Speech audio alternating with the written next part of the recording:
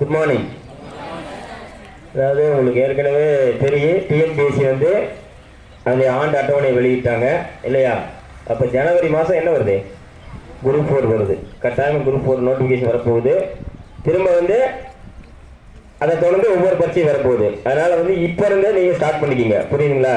நம்ம வந்து 21/1/2024 அன்னைக்கு ஒரு குரூப் 4க்கு ஒரு மாதிரி தேர்வு ஆன்லைனில் வச்சுருக்கோம், புரியுதுங்களா? 21/1/2024 6 to 10 சோசியல் சயின்ஸில் வரலாறும் சிவிக்ஸ் மட்டும், அதாவது குடிமையல் மல்ல.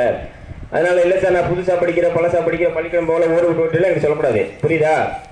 எல்லாருமே பள்ளிக்கூடம் போயிருப்போம், எல்லாருமே 1ஆவதுலேருந்து 10ஆவது வரைக்கும். அப்புறம் 11ஆவது 12ஆவது விட்டு காலேஜை விட்டு ஏபிசிடி இஜெட் வரைக்கும் என்ன டிகிரி வச்சுருந்தாலும் சரி தூக்கி குப்பையில் போட்டுரு. அது எந்த நாயும் கேட்காது, புரியுதா?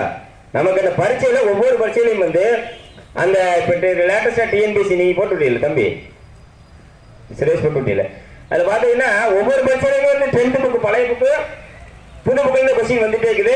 அதை கூட நான் ஸ்டேட்டஸ் கூட வச்சிருந்தேன். இன்னைக்கு கூட கொஸ்டின் கொடுத்துருக்கேன், இன்னைக்கு நம்ம நோட்ஸ் எடுத்து பாருங்க, அதை கொடுத்துருக்கேன். அது இல்லாமல் ஒவ்வொரு வாரம் கரண்ட் ஈவெண்ட்ஸ் இப்போ இந்த வாரம் கொடுத்துருக்கோம், 10 கேள்வி கொடுத்துருக்கோம். இப்போ வந்து குடியரசு இப்போ இது கொண்டு போட போகிறாங்களே நம்ம குடியரசு, இப்போ ஜனவரி 26 தானே குடியரசு தினம். அது யார் வர்றாங்க, எந்த நாட்டுக்காரர் வர்றாங்க? அதே போல் டிசம்பர் 22 என்ன தினம்? தேசிய கணித தினம். டிசம்பர் 23 என்ன? விவசாயிகள் தினம், தெரியுமில்ல? இந்த மாதிரி நோட்ஸ் வந்துடு, அதனால நீங்கள் படிக்கல, விளங்குதா? அதனால இப்போ இருந்து ஸ்டார்ட் பண்ணேன். ஏன்னா ஜனவரியில் பரீட்சை இந்த நோட்டிஃபிகேஷன் தான் ஒரு 2 மாதத்தில் பரீட்சை வச்சுருவாங்க, விளங்குங்களா? அப்புறம் டைம் இருக்காது. அப்புறம் அதே போல் போன தடவை பார்த்தீங்கன்னா 7500 போஸ்ட் கால் ஃபார் பண்ணி 11000 பேர் போட்டாங்க, உங்களுக்கு தெரியும். குரூப் 4 போன தடவை நோட்டிஃபிகேஷன் பார்த்தீங்கன்னா 7500 தான் வந்துச்சு. அது எவ்வளோ ஆச்சு? 11000க்கு மேலே வந்துச்சு. அப்போ கட்டாயமாக இந்த தடவை எப்படின்னா, இந்த தடவை குரூப் 4 நோட்டிஃபிகேஷனில் பார்த்தீங்கன்னா அந்த ஆண்டு அட்டவணையில் எதுவுமே போடலை, பார்த்தீங்களா? பார்க்கலையா? வில் பி அனௌன்ஸ்டு அப்படி தான் போட்டிருக்கான். கட்டாயம் குறைஞ்சதே 15000 இருக்கு, 15000 உறுதியாக இருக்கு. 20000 வரைக்கும் கூட வரலாம். அதனால வந்து 200க்கு 200 வாங்கணும், அந்த மாதிரி பாரு.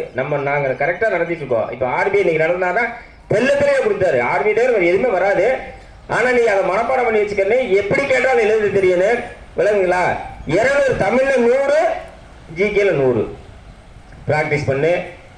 அப்படி இது பண்ணிட்டே இருக்கணும். அப்படின்னா தான் உனக்கு தெரியுது. ரேவதியை அந்த புக் எடுத்து போட்டோ எடுத்து